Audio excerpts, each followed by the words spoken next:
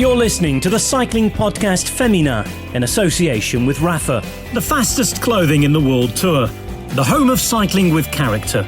Ride and watch with Rapha in 2019 as they partner EF Education First and Canyon SRAM.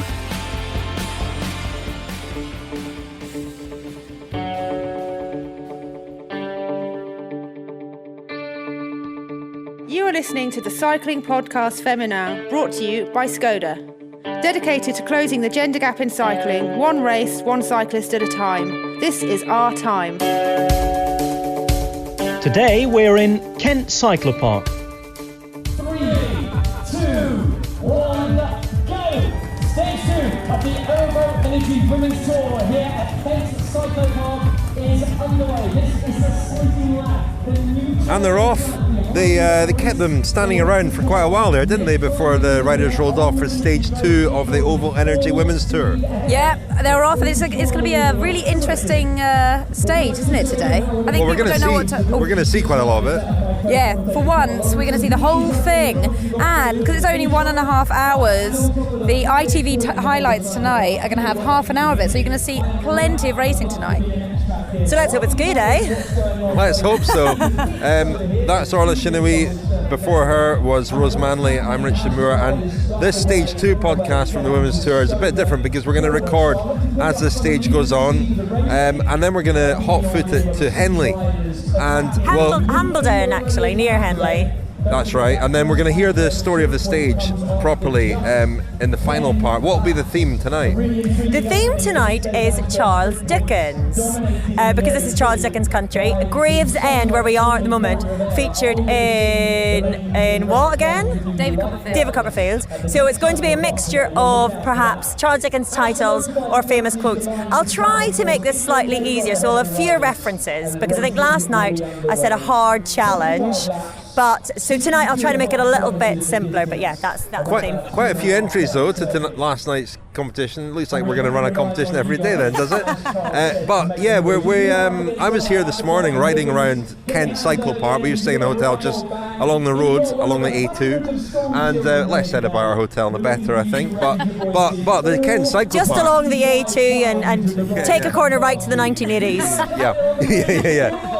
But this place, it's a great facility. There's a BMX park in the middle there, and the cycle circuit is really nice. It's a lovely surface. It's quite technical, quite twisting. It's going to force aggressive racing today because it's quite narrow. Riders are going to sprint out of corners if they're at the front. They're definitely going to be splits, and it could be quite an important stage, although it's a short stage. Oh, this is the stuff, you know all about this, don't you, Richard? Because you actually went and did a recce this morning on this track and saw how technical and twisty it was. But what was interesting... A single lap, let's not pick up too much. A whole 2-kilometre run of this cyclopark. But what is interesting is also logistically everything is a bit different, because instead of following cars, we've got pit stops around, and I've been hearing from some riders that there are bikes scattered across the course.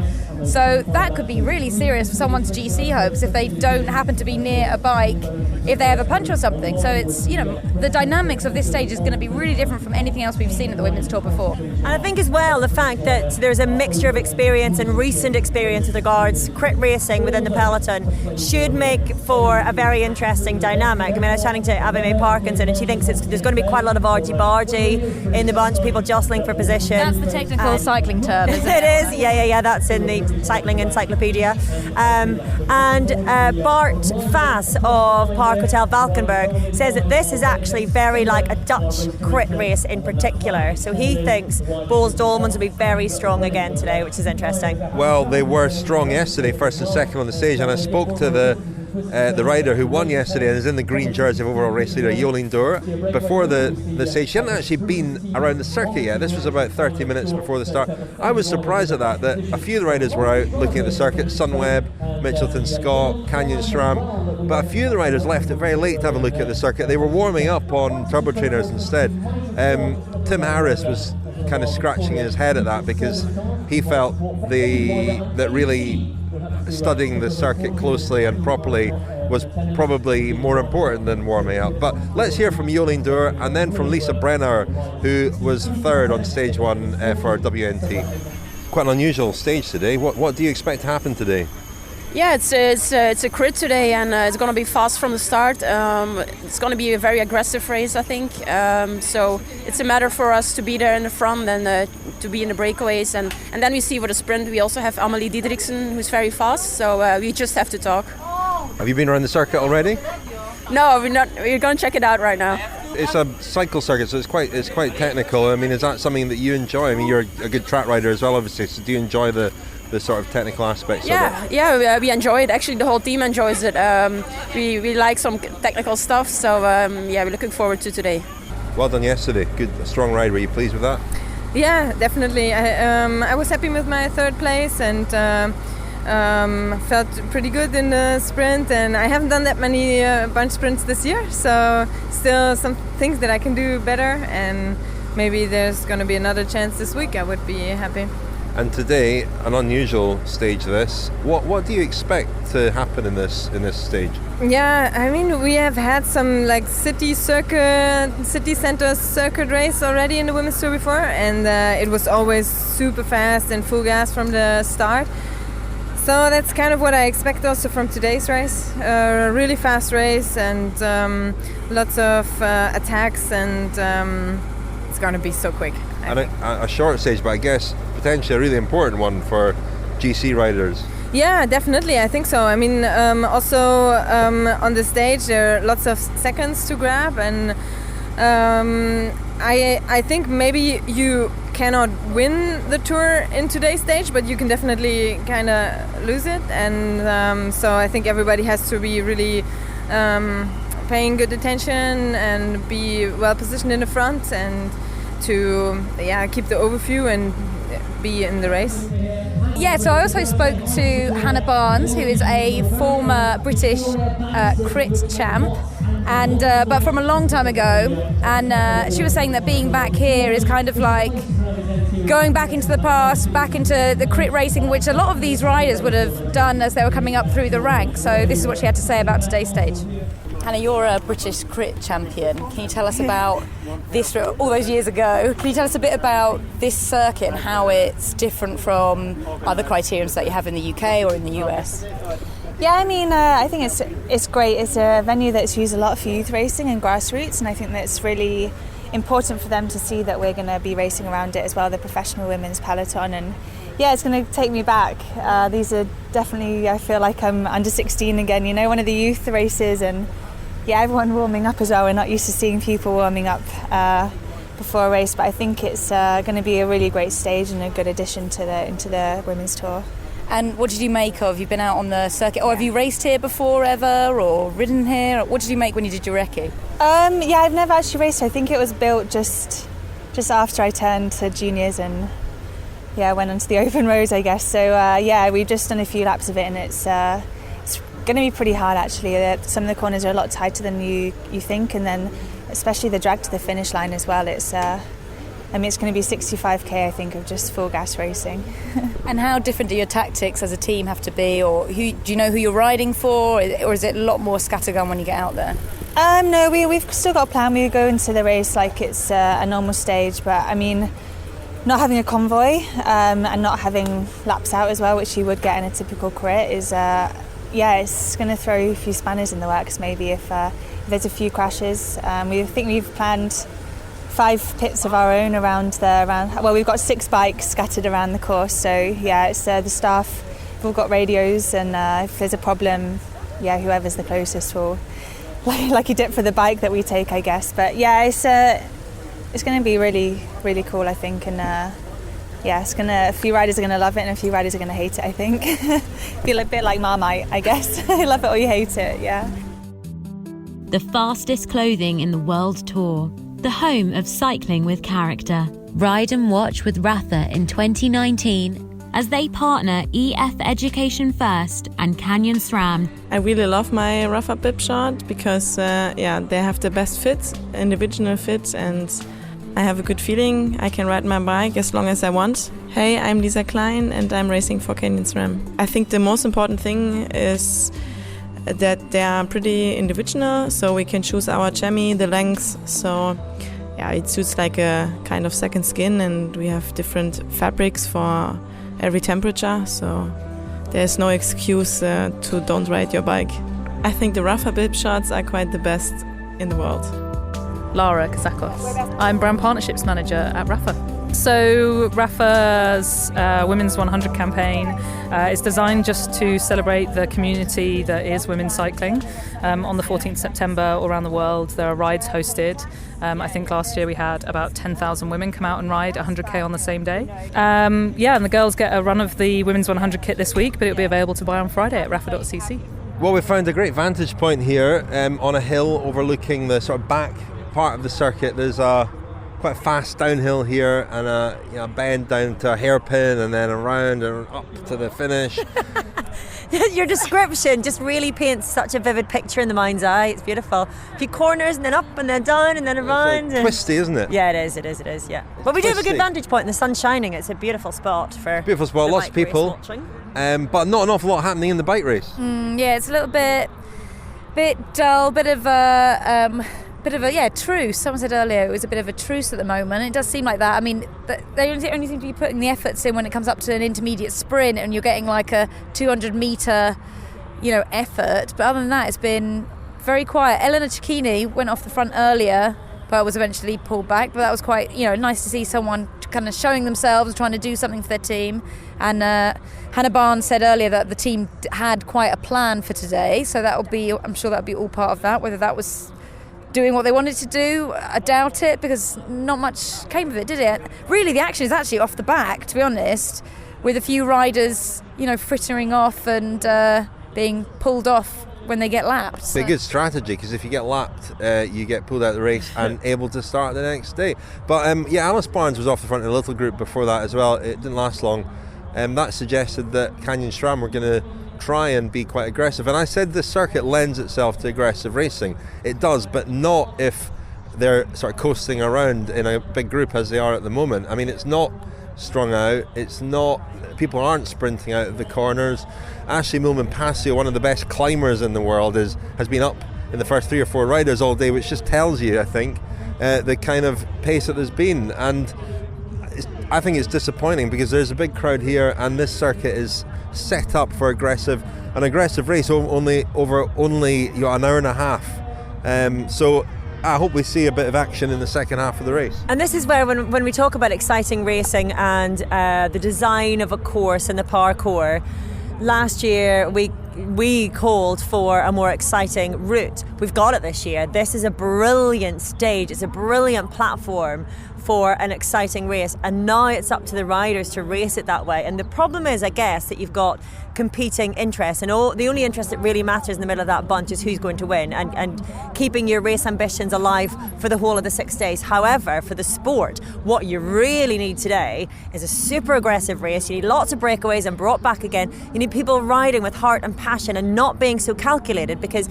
this is where you get that showcase to be able to bring more television to the sport, to bring more fans to the sport, to bring more sponsors to the sport, and ultimately that has to be weighed up in some way or other. I don't know where that decision has to come from, whether it's from the DSs or the sponsors or from the race organisers. But today, if we see this kind of racing for the next 12 laps or whatever, then it's a really wasted opportunity. And I hate to say that, because whoever wins today will have earned their win and all the rest of it. But this is where, if you're standing here for an hour and a half, you've got your school kids out, you've got families who've taken the day here. If they don't see anything that really sparks an interest, then that is a wasted opportunity. We have had an intermediate sprint. Marianne Vos won that, Lizzie Deignan second, Corin Rivera third. We've got Virtue Cycling at the front now, and this is the first lap really where we haven't seen Canyon SRAM at the front, Boels-Dolmans and Trek. Sunweb, to my mind, a bit... am I allowed to say disappointing? I guess I am. I mean, this is the kind of course that I would have expected Corin Rivera to really thrive in. Possibly, and quite probably, they're saving all of that for the end of the race. But again, there's that, It's whether we're seeing a lot of self-neutralisation for an expected finale to something, whether that be the day's racing or the week's racing, that doesn't make for a great spectator event. Well, it's also kind of surprising because it's a really short race today. It's short. It started very late, and you think that people would have plenty of time to rest up and be prepared to come out all guns blazing. And they were all warming up, weren't they? All warming up outside their buses this morning. So I thought they were going to really hit it, not running, cycling obviously, but really do some proper racing while we've been here. And we haven't seen anything yet. Hopefully, when they come back, they're just out of our sight at the moment. When they come back over that small little rise there, hopefully we'll see Virtue Cycling looking to do something, because they look like they were gathering at the front. Hopefully that will come to fruition. And I should say that, as you said, Rose, we have seen some riders spat out the back, and this is probably the kind of a day where anyone who's involved in the race listens back and thinks, hang on a minute, you've no idea how brutal that was out there. But I think it is important that a fan's perspective is also given, and from a fan's point of view, it's not a dynamic race, no matter how hard it is in the middle of all of that. But like I say, how does that issue become resolved? That's the question.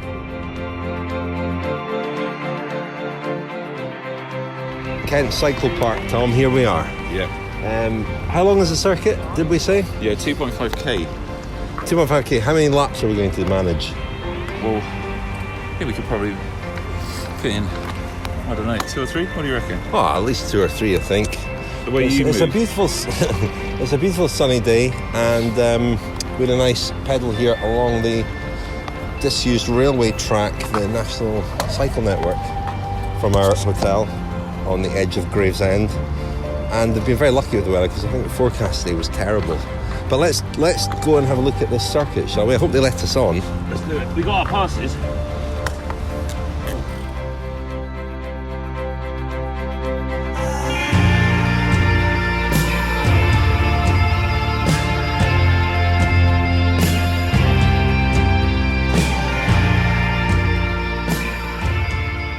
Well, Tom, we did a lap there, and then had to fight our way back onto the circuit. Almost got kicked off because they're still building putting up the barriers and various hoardings and stuff. But it's I really like it. It's a really smooth surface. It's quite twisty. I've actually raced before on motor racing circuits, and it's kind of like a miniature motor racing circuit, but designed for cycling, because motor racing circuits are not designed for cycling, and the corners just don't work on a bike, and the hills are deceptively tough as well. But this is really, really lovely. It is really lovely. I wonder if it was raining though, how lovely it would be. What do you reckon? Well, it's not raining, so that's a hypothetical. It is a hypothetical. That's speculation. I know that's not allowed. I'm looking forward to seeing what happens here. I think we'll see a fast, aggressive race, and I think Marianne Vos will win.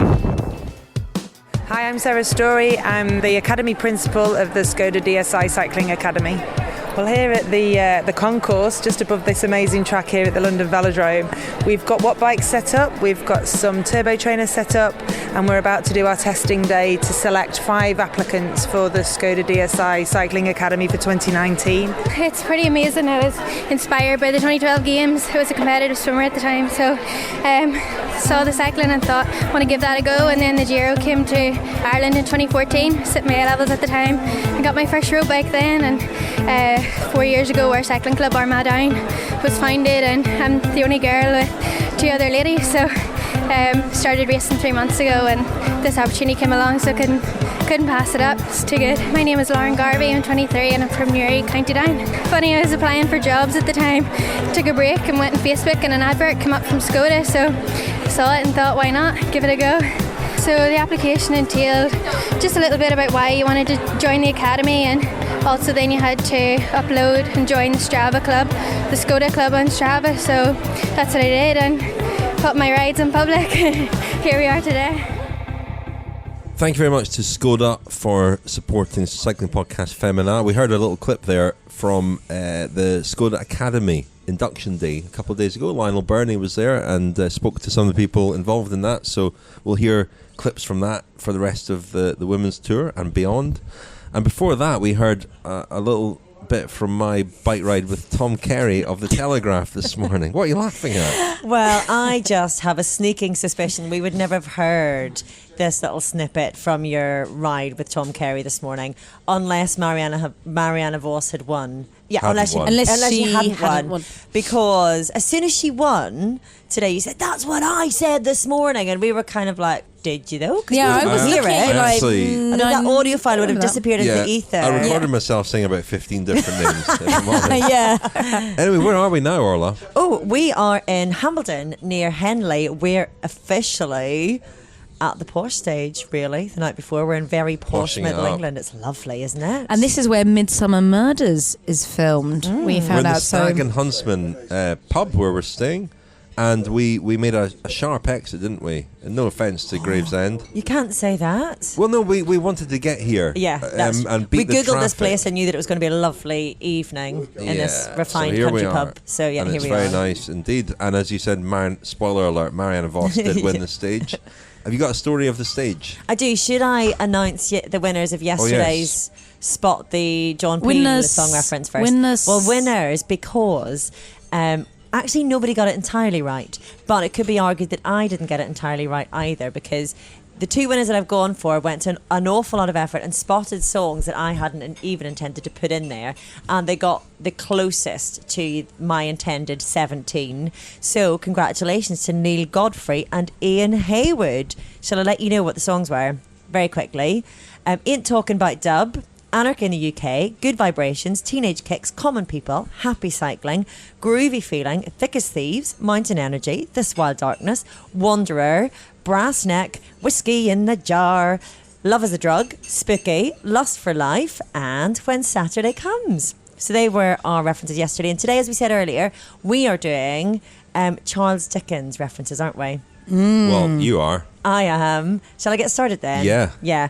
Okay, well, we did have great expectations for the stage today, but alas, the old curiosity shop of life doesn't always offer up its finest wares. Stage races, of course, usually a tale of two cities, but it took place in one location today, the Cyclopark in Kent. 25 laps of a 2.5 kilometre circuit. And once a rider was lapped, interestingly, they were taken off the race. So hard times for anyone who couldn't keep the pace. Although they weren't eliminated, they still get to start the race again tomorrow. But the first rider dropped was Hannah Payton of Drops. So it was the best of times, it was the worst of times for our mutual friend Bob Varney in this race so far after Abby May Parkinson's heroics yesterday. But Alice Barnes of Canyon SRAM made an early attack. Ellen Van Dyke of Trek Segafredo and Leah Kirchman of Team Sunweb led the chase, and she was brought back after just 2.5 kilometres out front. Another attack at 12 kilometres. This time it was pictures from Italy with Elena Cecchini, again of Canyon SRAM. Her break lasted slightly longer, getting a lead of 30 seconds at one point, with a solo break lasting 10 kilometres. Other than that, it was only really the intermediate sprints that broke up the stage. So I'll run you through those. Marianne Vos took the first sprint ahead of Lizzie Deignan, foreshadowing the finish with Corin Rivera in third. The second intermediate sprint was taken by Sheila Gutierrez, who's had a great showing in the sprint so far. Corin Rivera continuing her tactic of soaking up as many sprint points as possible, with Sofia Bertizzolo in third. And the final sprint went to Rivera's teammate, Leanne Lippert of Team Sunweb.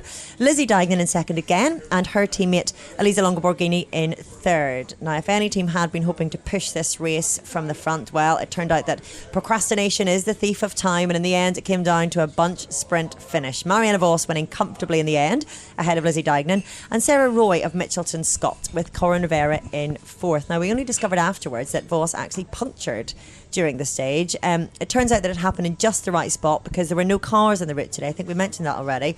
So the riders had to go into the pits along the route. She was able to pit fairly quickly, get herself back in the race again. And so at the end of stage 2, Vos now takes over the race lead ahead of Lizzie Deignan, with Boels-Dolmans, Amy Peters in third, ahead of last year's winner, Corin Rivera. Through the points jersey, we have Jolien D'hoore, Queen of the Mountains, Christine Majerus. The sprints jersey is still on Corin Rivera's back, and the best British rider is now Lizzie Deignan. That is your rapid story of the stage. Where did Stella Havisham finish in the end? Was she... Miss Virtue Havisham Cycling was 42nd, I think. 42nd. Yeah. Good ride. Well, that was thanks for that, Orla. I don't know if we're doing another competition. I think we can do a competition every night, especially giving away 2 prizes on the first night. Oh, you can't discourage people. Marianne Vos, though, you get to win your pride, though, and a mention. You get a mention in the podcast. I think that's prize enough. The glory. I had a flashback because last year, stage 2 into Daventry. Do you remember? Marianne Vos just missed out to Corn Rivera, which really established, obviously, a pattern that wasn't broken. Rivera held the lead all the way. And she was in tears. Vos was really upset to lose that very narrowly. And she just misjudged that one, and she got this one just right. It was a bunch sprint, but she went very early. You know, there was a climb up in the final 500 metres, and she caught them by surprise, and she won by quite a few bike lengths. Yeah, I was speaking to her dad very briefly afterwards. He said it was Hail Moya, beautiful win, and it was a beautiful win. She timed it to perfection. It's lovely. I love the way that her family just travel around in the camper van with her. With the cat. Races. Did you meet the cat? I didn't meet the cat. No, just the dad. Chatting to him this morning. Saw her brother here as well. He's a photographer. But yeah, so it's a lovely day for the Vos family. And I think she's in a very strong position. I mean, she's obviously riding well. She's got a strong team with her, with Ashimu and Passio as well for these tough stages to come. And she looks to be in a very strong position, I think. Oh, she is. I mean, also the fact that she's going for the intermediate sprints as well. It wasn't the most kind of... Well, we covered that, didn't we? I mean... energetic stage, was it? But in speaking to some of the riders afterwards, did you feel like we'd been a little bit hard on the race, watching it from the sidelines and you know, lamenting the fact that there weren't more attacks? No, I mean, as a spectator, obviously that's what you want to see. You want to see it all, you know, broken up. And my mum and dad were there today, and as much as my mum admires the pretty colours of the jerseys, my dad, wanted to prove his cycling chops by saying, someone should have got away, or should have been more action, should have been broken up more. And that is what fans want. But actually, you have to say it's testament to the incredible job that Trek was always at the front, Boels-Dolmans were always at the front, and it was kind of testament to the fact that they were trying to keep it all together like that. They were trying to race it hard and very fast and make it very difficult for anyone to get away. And Canyon and SRAM were the only team that managed to get any distance at all through the whole race. I would say that although from speaking to the riders, and we sort of preempted this, didn't we, when we were lamenting the lack of action mid-race, that it was probably a very hard stage to race anyway, and it's probably very difficult to get off the front, and that was confirmed by speaking to the riders. But as we were saying on the way here, if it was a much harder race, more riders would have been shelled off the back, I think. And so while it might have been a really tough pace for an hour and a half, I don't know, it's very difficult to say. As a fan, you cannot help but want to see more action. And I think that's justifiable, really, because, you know, we talk about bringing more money into the sport, more television into the sport, but we need a spectacle. We didn't get that today, and the question is open as to whether that's because of how it was raced, whether it's because, as we'll hear in a little bit from Danny Stam, the DS of Boels-Dolmans, whether it's because these races are longer, because they're harder, a lot of the racing is neutralised. Whose responsibility is it to make the races exciting, I guess, is a question. But I have to say that, I mean, the GC is exciting because... And fair, I would say. Vos is leading, and then it's Lizzie Deignan and Amy Peterson 9 seconds back, both of them. And that is exciting because Vos has been going for the intermediate sprints all the time. So she took 3 seconds on the first intermediate sprint by winning that. And that kind of shows you Vos's intention for this race. She's not just happy to have stage wins. She is a former champion here at this race, the first champion at this race. And she wants to give it all she's got by taking just a few seconds here and there. And actually build up quite a good lead on everyone else. Well, it was a very good day for Lizzie Deignan, who has obviously been coming back from having her first baby, and this was the first time she had finished on the podium. She got the jersey for Best British Rider, and she was third on the stage. Second on the stage. She was second on the stage. I'm confused because I'm about to introduce Sarah Roy as well, who was third. So we'll hear first from Lizzie Deignan and then from Sarah Roy.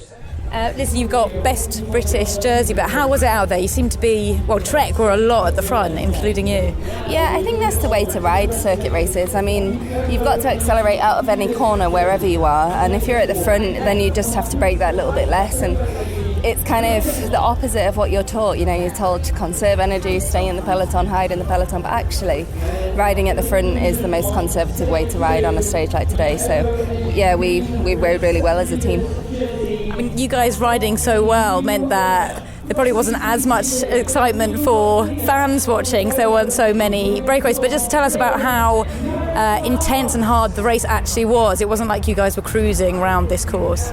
No, absolutely not. It was hard, fighting for position the whole time. Like I say, accelerating out of every corner. Actually, we would have been happy for a breakaway, but obviously it's just the right combination needs to work. And Ellen's in top shape, Elise is in top shape, and we were kind of happy for anything with either of those two to go. But in the end, it worked out for the sprint, surprisingly. So yeah, we're all very happy. And how great is it to be having the best British rider jersey on a race which should have been your first race back after pregnancy? Yeah, you know, actually this is the first podium I've had since returning, and it feels really special. Yeah, it's not a win, but it feels like a win, to be honest. And British cycling in terms of the women at the moment is really growing, so to still be able to pull on that jersey is a huge achievement for me. So yeah, really proud of that. Happy with that? Yeah, really happy with that. It's a big improvement. I've been trying to work on my sprint finishes for a little while and haven't had much luck, or haven't really nailed it. So got a couple of top 10s, and yeah, to get sort of like a podium is really good. Yeah. We didn't get a great view of the finish there. Marianne Vos had a bit of a gap, it looked like. Did she jump a bit early? Yeah, she did. She started her sprint before anybody else, and she came from behind with a bit more speed. So that was sort of what I was aiming to do, but I felt her on my hip and just felt a bit... That just made me hesitate a little bit, but yeah, she definitely got the tactics right today. And how was the stage? I mean, an unusual stage to have in the middle of a stage race. Watching, it looked quite controlled. I know it was fast, but you know, there weren't many breaks going off the front. What did it feel like in the race? I think to begin with it was a little bit stop-start, with some people trying to have a go off the front, but just the type of circuit that is, and most, you know, purpose-built cycling circuits are pretty fast and flowy, so it's I think a bit too hard for anybody to get away. So in the end, it did seem controlled, but I mean, being in the bunch, it was pretty hard. It's hard to hold your position, and the corners, you know, you could almost pedal through them, but if you weren't in a great spot, then you had to brake and sprint and brake and sprint. So yeah, all up, it was a really tough race, and I think it is odd to have it in the middle of a stage race, but it's kind of cool because you draw some crowds, and it's something different, isn't it? So we've been asking ourselves really why the race was raced as it was today, and whether it was a case of the riders, the teams self-neutralising, as I'm now calling it, ahead of tough stages to come, or whether it was simply impossible to get off the front. And I was curious as to what the DS has thought about that. So I cornered Danny Stam of Boels-Dolmans after the race. We looked at the course earlier, and I think a lot of people maybe expected that there would be more attacks off the front, that it could have splintered the race quite a bit, and we didn't quite see that. Why do you think that was? Well, actually, to be honest, I was directly thinking it was not hard enough to split it up. It should be possible when it's rain or wind, and the weather conditions is pretty well, and the corners are not that steep that you need to really break down completely. So yeah, it's high speed in the bends, and then it's pretty difficult to really split it up. And I think also most of the teams were waiting for a bench sprint in that case. Yeah, and then the race is not hard enough. I think that should be totally different when it was raining. So when you say not hard enough, what would have made this course specifically harder other than the weather? Would it have been distance, longer drags? What would have split it up, do you think? I think it's a stage race, and in every stage race belongs some stages what is not that hard, and there are stages what is extremely hard. And I think this suits perfect in the stage race, and I don't think we need to search for every day extremely hard races, and it's also good that we have a day like this. Do you think that the race, I guess, was almost neutralised to an extent in expectation of a bunch sprint finish? Yeah, I think everybody was expecting that, yeah. From riders wise, yeah, you could see that. So what about the days to come then? If you're looking purely at the parkour and what kind of racing we can expect, tomorrow, for example, we've got 2 categorised climbs coming near the start of the race. What kind of a race do you think we can expect as fans, as spectators tomorrow? Well, I think the general riders can probably make it hard in the beginning of the race to get rid of the sprinters, but it's also pretty long to come back. So I think not tomorrow, but the days after, then when 3 days is counting from long races, traveling, etc., then it will, for sure, will be splitting up. Do you think it's a good thing that they've made this race longer and they say harder than ever before? Because we saw last year that a lot of the race seemed to have been neutralised, if you like, in expectation of the final stage because it was billed as such a tough stage. Is there a danger of billing it too much as being a difficult race and then waiting for, an expected climax? Coming, yeah. Well, I think we only can say that after the race. You can see that, in my opinion, yesterday everybody was a little bit afraid to race because, okay, what is coming? It's still 5-6 days to go. It's coming hard days, so yeah, we're not racing too aggressive in that point. But yeah, I mean, if the organization decide to make it longer and bigger, yeah, then I think it's a good point for the women's cycling, that for sure.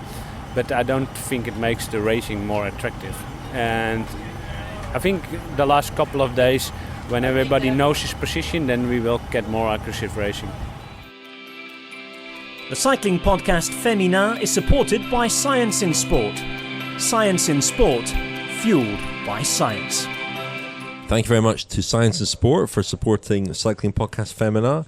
You can get 25% off. Oh, you're going to do a song tonight, I think. Oh. A chant, Rose. Really? Have I missed this? You can get 25% off all your Science and Sport products at scienceandsport.com with the code SISCP25, SISCP25, CP25, CP25, SISCP25. Got the testosterone in here. Are you going to explain what that is? I think you've adapted that from a Crystal Palace, a Crystal Palace chant. You're a Crystal Palace fan. It's normally we're the boys from SE25. That will not get you 25% off. But SISCP25 will. Yeah, it will. We're doing a press conference at the end of the week. Please send a voice memo to the WhatsApp number +44 7971 338 205 +44 7971 338 205. Please send any questions and we'll get round to them towards the end of the week. Orla, we had high expectations, great expectations. That doesn't count. Sunweb today with Conor Rivera, defending champion. You spoke to one of her teammates at the finish. Yeah, I spoke to Suzanne Anderson, who had a good race yesterday, and asked her about the team tactics for Corin and whether they were happy enough with their showing, and also just why we didn't see more attacks off the front. So here is Suzanne Anderson. A bit of an unusual stage, really, for the women's tour. What did you make of it? Well, the best. A crit is pretty unusual and totally different than a normal bike race. But I always find it super hard. There are also girls who really likes it, and this is definitely not my thing. And we had a hard time with the team, but we tried everything. And and then it's also, you have to be the strongest, and also a good lead out and a bit of luck with this kind of races. And this is all what we had. I spoke to Bart, the DS of Park Hotel, this morning, and he said he thought it was very much like a Dutch crit. I don't know what makes a Dutch crit race different to any others, but did you think that? Maybe a little bit, yeah. We have some in the summer. We have some criteriums, but then the bunch is much smaller, so it's different. Crits are always really hard because you have to sprint to every corner and after every corner, so it's actually whole day sprinting. So 60k is more than enough. And Boels seemed to be doing a lot of work on the front. Were you hopeful of a stage win for the team today, or was it as much about staying safe for the racing to come? Well, in this kind of race, you have to stay in front because if you're in the back, it's super hard to pass. It takes you a few laps, so the plan was to stay in front together. But that's also pretty hard, and you saw every team was struggling with that, to stay together and be in the front. But we did our best, and we tried to be as much as possible there. So that was Suzanne Anderson of Team Sunweb. I also spoke to a couple of people from Canyon SRAM because they were the only team really to try something today, putting Alice Barnes in an early move and then Elena Cecchini. I spoke to their DS, Ronnie Lauka, who liked the stage a lot and thought it had great potential, wondered if in the future it would be better off putting it a bit later into the race because he felt that the riders were sort of apprehensive about the stages to come. It's funny because it's usually the criterium stage is usually the last stage when the race is decided, and it can be fast and furious and aggressive and so on. This one, it felt like people were hedging their bets. I mean, you know, the riders all said it was really hard and fast and it was difficult to attack because the pace was very high. But as a spectacle, it lacked excitement, frankly, because you want to see people attacking, going off the front, being caught, and that didn't really happen. It was a group riding around, albeit very fast. I spoke to Alice Barnes. You spoke, Rose, to Elena Cecchini. Let's hear from them both now. First Alice Barnes and then Elena Cecchini. Alice, you had a go early on there. Did that just spontaneous, or did you have any ambitions there? Yeah, I kind of got a bit carried away. Most crits I usually do 45 minutes, and I think, the last proper one I did was the Smithfield Nocturne when I won solo. So maybe I was going for that, but maybe too ambitious. And I just, went around a corner and got quite a gap, so just carried on. But I think we had a gap, and I think Sunweb and Trek came across, and if we had a Boels, maybe would have been a bit of a break, but we didn't, and they got us back. So it was a real tough race. I went for the first intermediate as well, and after that I kind of paid for my efforts, and once I drifted to the back it was really hard to move back up. So it was a tough race for sure. I was going to ask, what was it like inside it, because I guess from the outside it looked like it was quite controlled, but a lot of riders saying how fast it was. Is that how it felt to you as well? It was really fast. I think I've just looked. My average heart rate was 170, max 206. So it wasn't an easy race, and it was just super fast, and it was never letting up, and when it did, it was kind of bunched. So to move up, there's nowhere to go. So I think it brings a new spectacle to the race, and I think no one knew what to expect, and I think everyone's found it pretty tough. So next year you maybe save your attack for a bit later in the race? Yeah, probably. Okay, Elena, tell us about how this stage went. Canyon SRAM seemed to be attacking all the time, and the other teams were perhaps a bit more reluctant to let you go. Yeah, we were expecting a hard stage on the bike. It's very different from yesterday. You go from 160 k's to 60 k's full gas, so it was quite a shock to the system for me. I didn't plan to do any attack, but I just found a good moment and I say, why not? No one followed me, so that was, I would say, a side attack, but if you never try, you never know. I'm a bit pissed now in the sprint. I got fourth. It's never nice, but it is how it is, and we will keep on fighting, and tomorrow is another day for more chance, so let's see. And what was the team talk for Canyon SRAM this morning? Because Alice Barnes went off and you went off. Was it all about attacking and motivating the race? No, we had Lisa today as a designer sprinter, but she was not feeling her best during the race, so we changed our plan, and we decided to sprint for me, and I was like, fuck, that attack that may hurt in my legs, but in the end I was quite powerful as well, so that means I'm in good shape and give me confidence for the next stages, and now it's all about recovery, because I think tomorrow is going to be serious, so let's the game start. So as we look ahead to the posh stage tomorrow from our posh accommodation. Is this posh accommodation? Is it? It's nice. It's very nice, isn't it? It's a lovely village, this, isn't it? I love how, so we've got Emma sitting beside us here, and she's a local, and I love how, by her standards, it's just nice. I come in, I was like, whoa! She's obviously very posh. She's obviously... and I'm obviously not. Takes all this for granted.